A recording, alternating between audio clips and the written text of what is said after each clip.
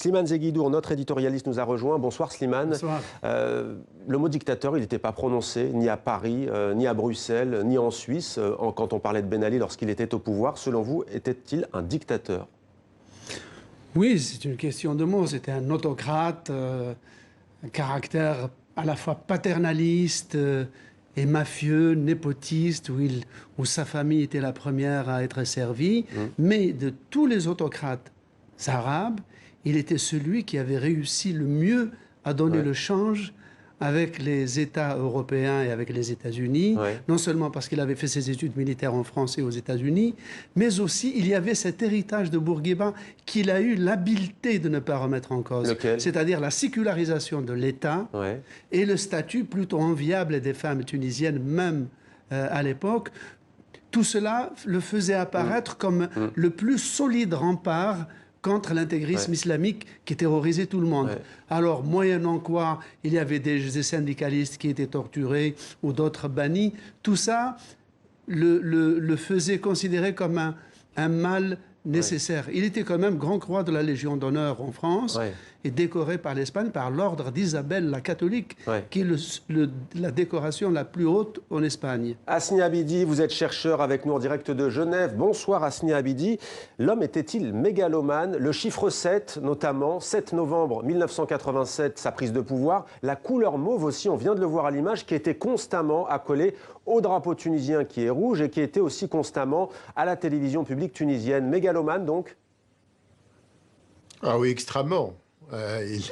Il a demandé à ce que toutes les rues principales et les artères principales soient nommées rues ou boulevards au place 7 novembre. Et d'ailleurs, c'est lui qui a déboulonné la statue de Bourguiba. Donc, conserver l'héritage de Bourguiba, c'est un petit peu théorique. Il a réussi tout. C'est vrai que la scolarisation, mais le président Ben Ali, et à mon avis, son départ, l'ex-président Ben Ali, son départ, finalement, ne signifie pas le départ d'une pratique, une pratique qu'il a institutionnalisée pendant plus de 24 ans au pouvoir. Et ces pratiques mafieuses, c'est évidemment l'autoritarisme qu'il a exercé pendant son pouvoir. On le voit, ses résultats jusqu'à aujourd'hui. Et je pense que cette pratique-là a donné le résultat à l'élection des deux hommes hors système. Hasni Abidi, on parle depuis tout à l'heure des brimades, de l'autoritarisme. Slimane parlait de la torture, notamment des syndicalistes et des militants de la gauche tunisienne. Il y a aussi les biens mal acquis, Hasni Abidi. Est-ce que c'est ça aussi qui a précipité sa chute quand on sait que Mohamed Bouazizi s'était immolé par le feu en décembre 2010, alors même qu'on venait de lui enlever sa petite table dans laquelle il vendait des fruits et des légumes. La corruption, le fait de s'accaparer les richesses du pays, c'est ça qui a précipité sa chute? Les conditions économiques et sociales ont creusé sa tombe, mais surtout les Tunisiens ont réalisé finalement que même avec les réformes économiques et sociales, ce n'était pas suffisant et qu'il fallait absolument le départ de cet homme et son entourage qui ont appauvri la Tunisie. Toutes les sociétés étrangères le disaient d'ailleurs. Il y avait un racket officiel exercé par le pouvoir tunisien. Quand je dis le pouvoir, c'est pas vraiment les technocrates comme son ancien chef de gouvernement, le Ranouchi, mais c'est plutôt l'entourage de son épouse, aussi l'entourage de président, la famille du président qui s'est accaparé de toutes les richesses, mais aussi des rouages de l'import et de l'export. Oui, là, les conditions économiques et sociales ont précipité sa chute. Hasni Abidi, restez avec nous en direct de Genève, en Suisse. Justement, les biens mal acquis. L'une de nos équipes s'était rendue un an après le départ de Ben Ali en 2012 en Tunisie, au plus près de ces œuvres qui ont été pillées, si l'on peut dire, par le dirigeant Ben Ali, mais aussi par ce qu'on appelait le camp Trabelsi, du nom de son épouse, Leïla Trabelsi. Reportage signé Thibaut Cavaillès. Cette Bentley, cette Lamborghini ou encore cette Aston Martin appartiennent à l'État tunisien. Avant, c'étaient les membres du clan Ben Ali Trabelsi qui les possédaient. 180 voitures saisies à la chute du régime, dont une cinquantaine de très haut de gamme.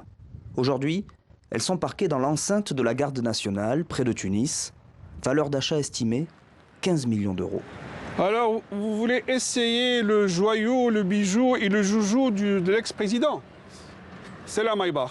À la commande, le prix de base, c'est 600 000 euros. Ça peut aller jusqu'à 1 200 000 euros. Ce véhicule fait partie des 15 Maybach commandés par Kadhafi. Et entre dictateurs voisins, on s'offrait des cadeaux.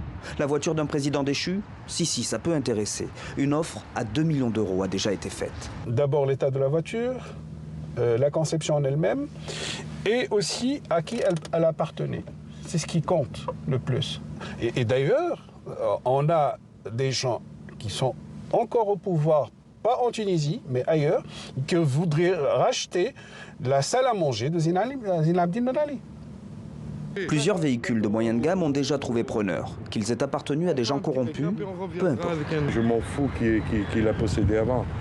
Le plus important, c'est que ça a été fait légalement par le gouvernement. Des bolides, mais aussi des villas de luxe, des tableaux de maître ou encore le trésor découvert l'an dernier dans le palais privé du président déchu. Mais ça n'est pas tout. Le butin total pourrait rapporter à l'État 600 millions d'euros.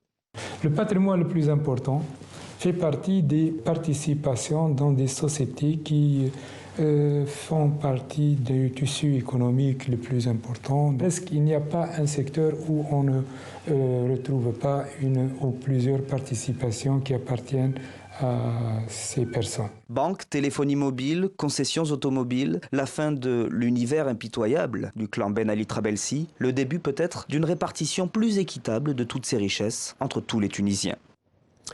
Slimane Zeguidour, on continue à parler de cette disparition de Ben Ali, avec notamment l'héritage. Que restera-t-il? Vous avez esquissé tout à l'heure ce qu'il en était. On a tendance à l'oublier, Mabrouka Kedir le disait, mais il y a une nostalgie quand même Ben Ali en Tunisie. Il y avait même une candidate qui représentait Ben Ali. Oui, dans les dernières présidentielles, oui, c'était une nostalgie partisane déclarée de Ben Ali dont elle vantait l'héritage. En fait, l'héritage de Ben Ali, c'est d'abord le marasme économique dans lequel se débat la Tunisie.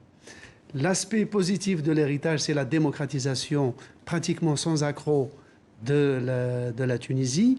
Mais j'ai été plusieurs fois depuis son départ en Tunisie. C'est vrai que de temps en temps, avec la multiplication des grèves, les gens vous disent « Ah, quand il était là, tout le monde était plus discipliné, les rues étaient mieux nettoyées. » Justement, Slimane, sur cette question-là, Jacques Chirac avait été interrogé par Radia Nasraoui à l'époque, en décembre 2003. La célèbre avocate tunisienne francophone menait une grève de la faim. Elle en était à son 51e jour. Elle avait interpellé le président français qui était en visite à Tunis sur l'état des libertés en Tunisie. Écoutez la réponse de l'ancien président français. Le premier des droits de l'homme, c'est de manger, d'être soigné, de recevoir une éducation. De ce point de vue, il faut bien reconnaître que la Tunisie est très en avance sur beaucoup de pays.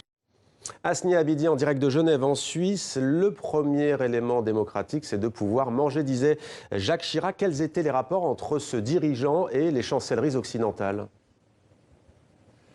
Elles étaient très bonnes parce que le président Ben Ali ou l'ex-président disait qu'il avait cette capacité de tenir la rue et aussi offrir une stabilité recherchée et appréciée par l'Occident. Et juste si vous permettez, évidemment, le droit de logement, on s'était rendu compte, même la Banque mondiale a fait son mea culpa, les conséquences étaient très difficiles et la Tunisie, qu'on disait le bon élève du FMI et de la Banque mondiale, on s'était rendu compte que vraiment c'était l'envers du décor et la Tunisie n'avait rien à offrir à sa population. Sinon, pourquoi cette révolte contre le président déchu?